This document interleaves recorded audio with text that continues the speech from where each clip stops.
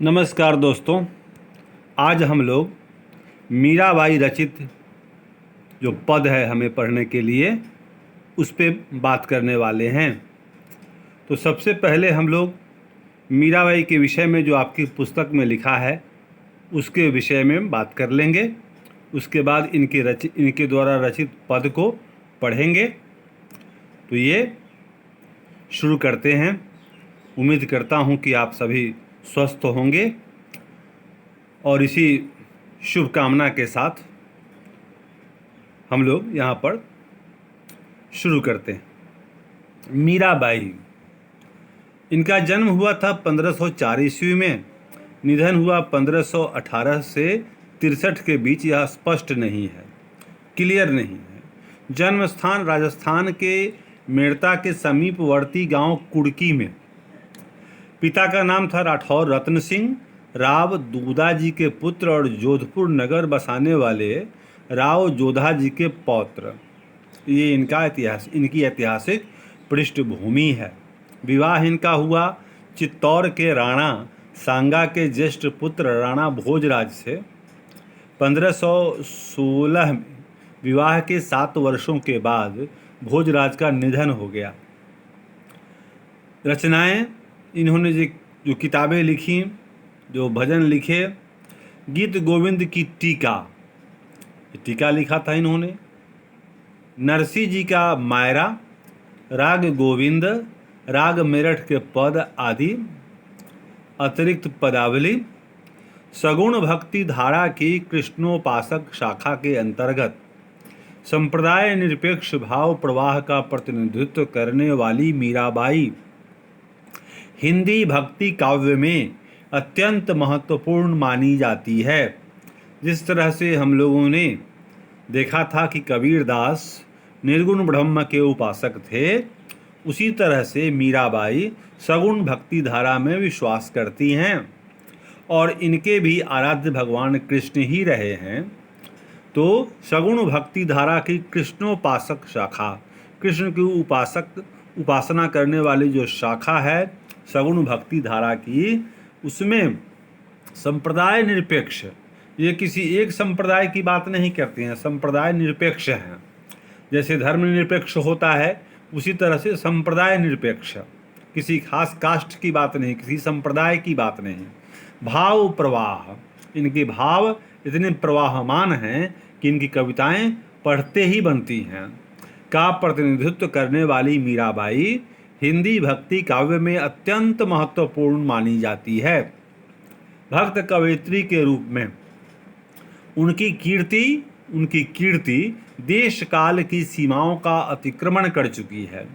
देश काल की सीमाओं का अतिक्रमण कर चुकी है मतलब हर देश में, एक देश से बाहर, तो देश से बाहर निकल गई काल, मतलब हर समय में, तो देश और काल की सीमाओं का अतिक्रमण कर चुकी है भक्त कवि मीराबाई की रचनाएं।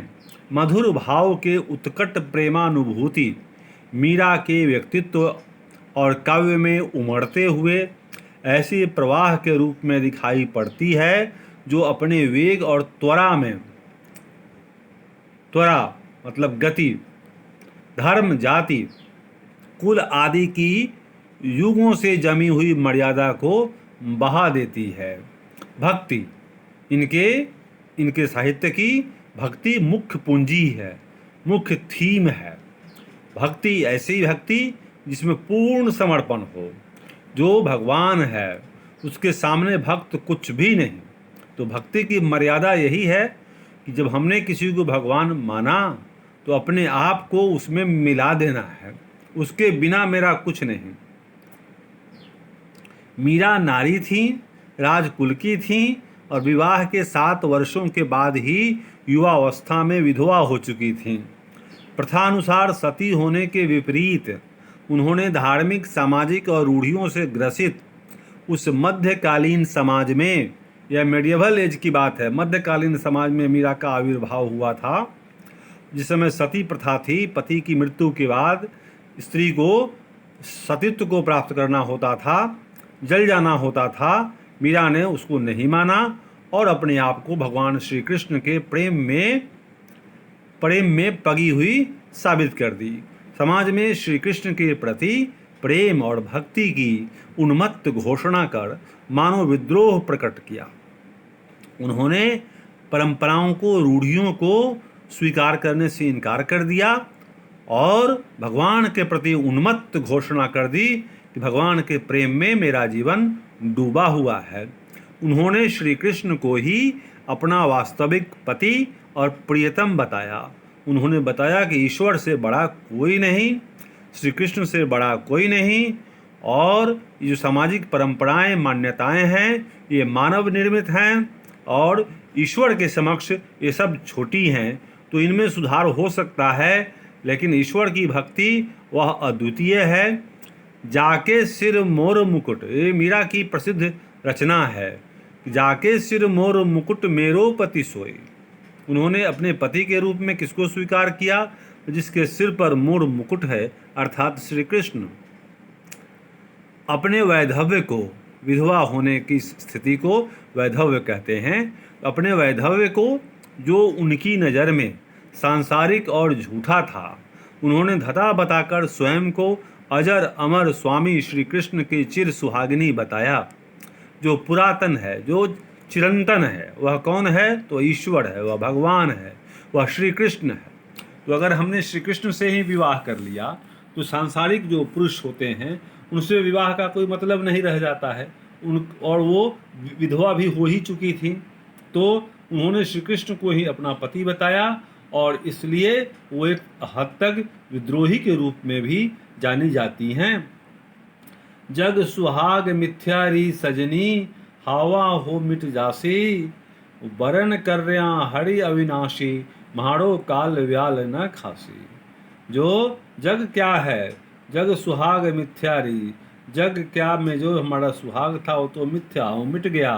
सांसारिक शादी ब्याह मिथ्या है, जग का जो सुहाग है वो मिथ्या है। वो सजनी हवा हो मिट जासी, वो तो हवा की तरह मिट जाती है, समाप्त हो जाती है, हवा हो जाती है। वरण कर्या हरि अविनाशी, हरि अविनाशी है, हरि जो जिसका विनाश नहीं होता। म्हारो हमारो, ये राजस्थानी भाषा है। काल व्याल न खासी, जो हरि को प्यार करेगा, हरि से भक्ति करेगा, जो हरि से मोहब्बत करेगा, उसको तो काल भी कुछ नहीं कर सकता है। तो तमाम तरह के लोक स्वीकृत मर्यादामय विधि निषेधों को उड़ा देने वाला यह विद्रोह ही था। तो मीरा ने सामाजिक परंपरा, जो सती प्रथा थी, उसका विरोध किया और भगवत भक्ति में, श्री कृष्ण प्रेम में अपने आप को समर्पित कर दिया। किंतु मूलतः यह प्रेम भक्ति थी जिसकी आवेगमय अभिव्यक्ति विद्रोहात्मक हुई।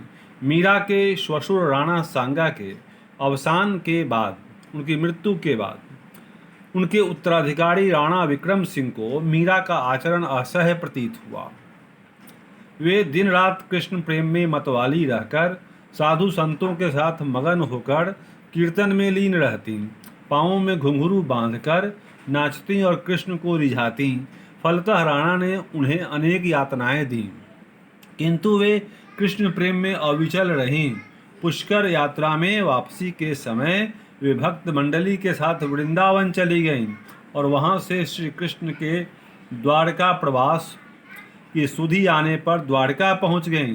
द्वारका में रणछोड़ कृष्ण के मंदिर में मूर्ति के सम्मुख एकाग्र भाव से भक्ति में लीन रहकर उन्होंने अपना शेष जीवन व्यतीत किया। द्वारका में ही उनका अल्पवय में अवसान हुआ। वे दीर्घायु भी नहीं हुई, अल्पवय में ही, अल्पायु में ही उनकी मृत्यु हो गई।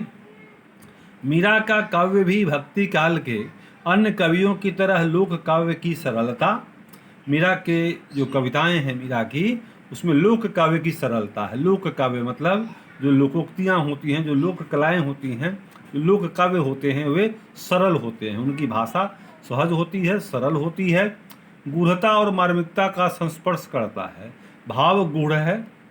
भगवान की भक्ति की बात है तो भाव बहुत बड़ा है, गूढ़ है, विशाल है, लेकिन भाषा सरल है।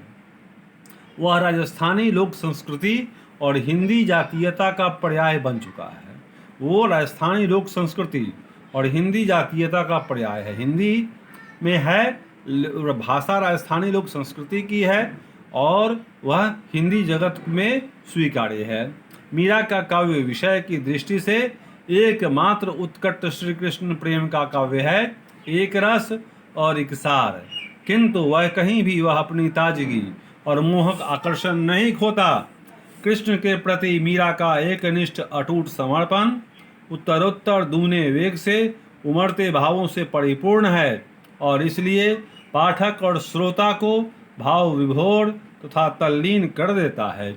मीरा के पदों में भक्ति की गहराई पाठक को उसमें उतरने को विवश कर देता है।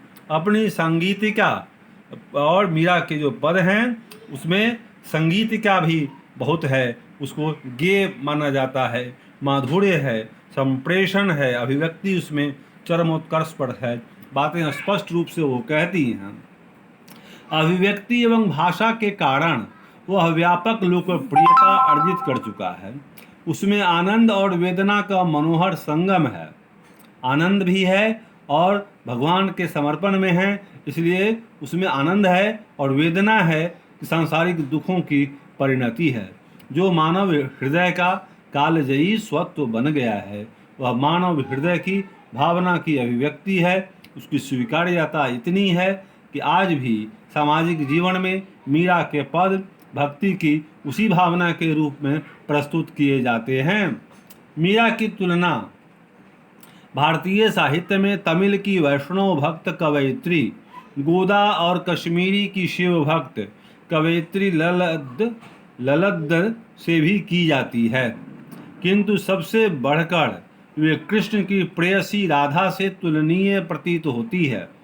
सबसे बड़ी बात तो यह है कि कृष्ण की प्रेयसी राधा से तुलनीय प्रतीत होती है। कौन? भक्त कवयित्री गोदा और कश्मीर की शिव भक्त कवयित्री ललद से भी की जाती है उनकी तुलना। मीरा की तुलना किससे की गई उसका नाम यहाँ पर हम लोगों ने देखा, तमिल की वैष्णव भक्त कवयित्री गोदा, उनका उपनाम अंडाल भी, और कश्मीर की शिव भक्त कवयित्री ललद। यहाँ प्रस्तुत मीरा के दो पद मशहूर उर्दू शायर अली सरदार जाफरी के द्वारा संपादित प्रेम वाणी मीरा के पदों का चयन से संकलित हैं। मीरा के ये पद विभिन्न गायकों के द्वारा गाए गए लोकप्रिय और मशहूर हैं। पहले पद में मीरा का प्रियतम श्री कृष्ण के प्रति बेपरवाह एकांतिक प्रेम व्यंजित है। पहले पद में क्या मिलेगा? तो मीरा का अपने प्रियतम श्री कृष्ण के प्रति एकांतिक प्रेम व्यंजित है, एक तरफा प्रेम कि तुम मुझे चाहो या न चाहो मैं तुम्हारी ही बनकर रहूंगी। यह भक्त के प्रति भक्त का सर्वोत्तम प्रेम माना जाता है। श्री कृष्ण के प्रेम में वे मस्त हैं, उनकी परवाह तक नहीं करती कि प्रियतम की ओर से उनके प्रेम का प्रत्युत्तर भी आता है या नहीं। यह प्रेम मधुरा भक्ति की पराकाष्ठा पर पहुंचता है। दूसरे पद में उनके प्रेम का एक दूसरा ही रूप सामने आता है, जहां वे श्री कृष्ण के सौंदर्य और प्रेम के जुदाई पाश में कुछ इस तरह बंधी हुई हैं कि अपना कहने को उनके पास कुछ भी शेष नहीं है। वह श्री कृष्ण पर पूरी तरह न्यौछावर हैं, उन पर लुट चुकी हैं। अब श्री कृष्ण पर ही निर्भर करता है कि वे चाहे जैसे रखें। मीरा उनके रंग में रंगी और उनकी इच्छाओं में पूरी तरह ढल चुकी है। यह सर्वात्म समर्पण की पराकाष्ठा है। तो मीरा की कविता की सबसे बड़ी खूबी है कि इन्होंने भक्त के समक्ष संपूर्ण रूप से समर्पण किया है। तो भक्ति की मर्यादा की यह ऊंचाई है कि वह चोटी है कि अपने आप को अगर भक्त मानना है तो भगवान पर कोई सवाल नहीं, भगवान के समक्ष अपने आप को समर्पण। भगवान बड़ा है, हम छोटे, तो हम उसी में मिल जाएंगे। उसके सामने नो क्वेश्चन, केवल देना है, केवल समर्पण करना है, यही तो भक्ति है। तो ये हम लोगों ने लेखिका के विषय में नहीं, कवयित्री के विषय में पढ़ा। अब प्रभाकर श्रोत्रिय, ये महान विचारक, इनकी टिप्पणी हम लोग देखेंगे जो मीरा के विषय में है। मीरा बंधन काटकर बाहर आती है। मीरा क्या है? सामाजिक बंधनों को काटकर बाहर आती है सड़क पर। तो एक साथ कई बंधन टूटते हैं। पहला अंतःपुर का मतलब घराना का, दूसरा घराने का, अंतःपुर का मतलब भीतर का, अपने मन का, दूसरा घराने का, तीसरा वैभव का, वो राजघराने से थी तो वैभव की कमी न थी, चौथा समाज का, पांचवां देश का, छठा काल का और सातवां विवाह का।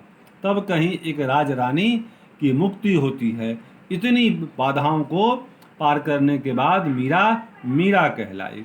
मीरा की निर्भयता, उसकी दीवानगी एक तरह से नारी स्वतंत्र का ही नहीं, मनुष्य की स्वाधीनता का शंखनाद है। ये मीरा को पढ़ना मनुष्य की स्वाधीनता का शंखनाद है। मनुष्य की स्वाधीनता को स्वीकार करना है कि मनुष्य हर तरह के बंधनों से मुक्त है, वह स्वतंत्र पैदा हुआ है और स्वतंत्र ही मरेगा। लेकिन कहने वाले उसे कहते हैं कि जंजीरों में जकड़ा है। वो इसलिए जकड़ा है कि उसे सामाजिक जिम्मेवारियां हैं, उसकी कोई रिस्पॉन्सिबिलिटीज हैं। लेकिन अल्टीमेटली मनुष्य की जो आत्मा है वह स्वतंत्र है, उस पर किसी का रोब नहीं चलता, किसी का राज नहीं चलता। ठीक ना। ये हिंदुस्तान का, ये सलीम का दिल कोई हिंदुस्तान का तख्त व ताज नहीं जो किसी शहंशाह के हुक्म का मोहताज हो। ये बात है मीरा के विषय में। भले ही इसका केंद्र भक्ति हो, लेकिन उसमें सारे लक्षण आज़ादी के हैं। मीरा आज़ादी की कवयित्री हैं। भक्ति का बंधन, भक्ति की कविता हमें आज़ादी के तत्व को ढूंढने को प्रेरित करती है। भक्ति उस सीमा तक कि पूर्ण समर्पण। तो अब हम लोग कविता की पंक्तियों को देखेंगे और कोशिश करेंगे कि इसी वीडियो में ये दोनों पद समाप्त कर दिए जाएं।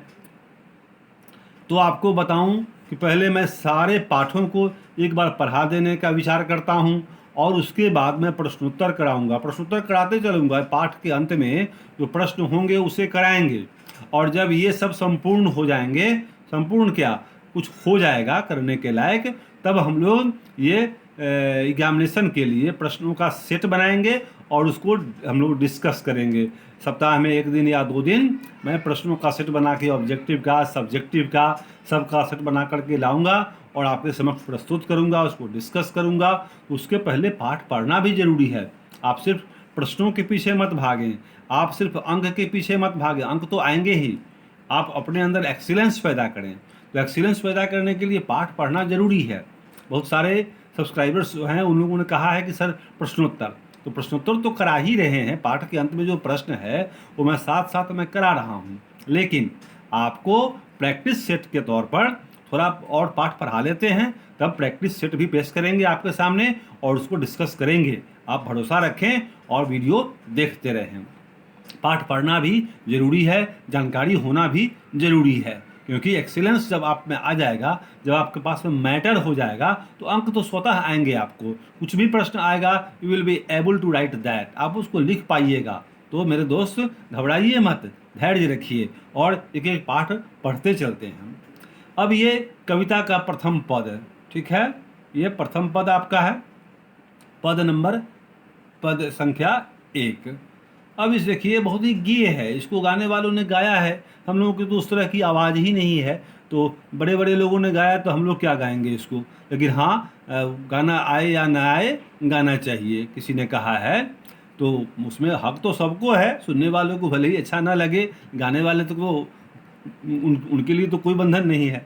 तो जो तुम तोरो पिया मैं नाही तोरूं, तो सो प्रीत तोर कृष्ण कौन संग जोरूं।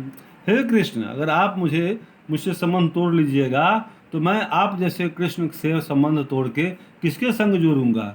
इसलिए मैं आपसे नहीं तोड़ूंगा। जो संबंध आपके साथ है मेरा, ये हमेशा रहेगा, शाश्वत रहेगा। तुम भय तरुवर मैं भय पंखिया, तुम भय सरवर मैं तेरी मछिया। हे प्रभु, अगर आप तरुवर हैं, वृक्ष हैं, तो मैं उस पर बैठने वाली पक्षी हूँ कि तरुवर के बगैर मेरा कोई अस्तित्व नहीं। मैं कहाँ बैठूंगी अगर तरुवर नहीं रहेगा तो। इसलिए आप ही मेरे सर्वस्व हैं। तुम भय सरोवर, तुम सरोवर हो, तालाब हो जिसमें पानी रहता है और उसी पानी से जो जीवन पाता है वह मछली। मैं हूँ मछिया। पंखिया मतलब पक्षी, मछिया मतलब मछली। तुम भय गिरिवर मैं भई चारा। तुम पहाड़ हो और मैं उस पर उगने वाली हरियाली चारा। तुम भय चंदा मैं भई चकोरा। तुम चंदा हो अगर उसको दिन रात निहारने वाली मैं चकोरा हूँ। तुम भय मोती प्रभु हम भय धागा। तुम भय सोना हम भय सुहागा। हे प्रभु, तुम अगर मोती हो तो मैं उस धागा के समान हूँ जिसमें मोती को पिरोने से माला बन जाता है। तो हमारा आपका संबंध माला बनाने वाला है, तो आप मोती तो मैं उस धागा के समान। तुम भय सोना, तुम अगर सोना हो तो मैं सुहागा हूँ। सुहागा और सोना के मिलन से सोने में चमक आ जाती है, सोना और ज़्यादा खूबसूरत हो जाता है।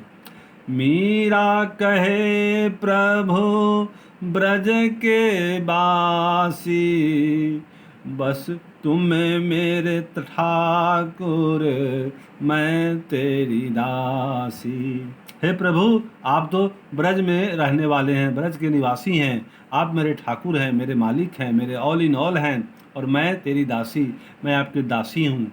दासी मतलब जो उसके अंदर रहे, उसकी हर बात को स्वीकार करे। तो मीरा के इस पद में हम लोगों ने देखा कि मीरा ने स्वीकार किया कि प्रभु श्री कृष्ण के अलावा उनके जीवन में दूसरा कोई नहीं है। वो एक दूसरे के पूरक हैं, एक दूसरे पर डिपेंडेंट हैं, एक दूसरे पर आश्रित हैं। वो एक के बगैर एक का कोई अस्तित्व ही नहीं है। तो इस तरह से हम लोगों ने इस पद को पढ़ा। अब दूसरा पद भी देखते हैं। दूसरा पद है ये, वो इसमें मीरा अपने आप को भगवान के घर जाने को समर्पित करती है, एकदम डिसीजन ले चुकी है कि वो भगवान के यहाँ जाएगी ही। तो क्या है, मैं गिरधर के घर जाऊं, गिरधर मारो साचो प्रीतम, देखत रूप लुभाऊं। मैं गिरधर के घर जाऊंगी, मीरा का डिसीजन है, उनका निर्णय है। गिरधर मारो, क्योंकि गिरधर मेरा सच्चा प्रेमी है, प्रीतम है। उसके रूप को देखकर मैं मोहित हो जाऊंगी, लुभाऊंगी।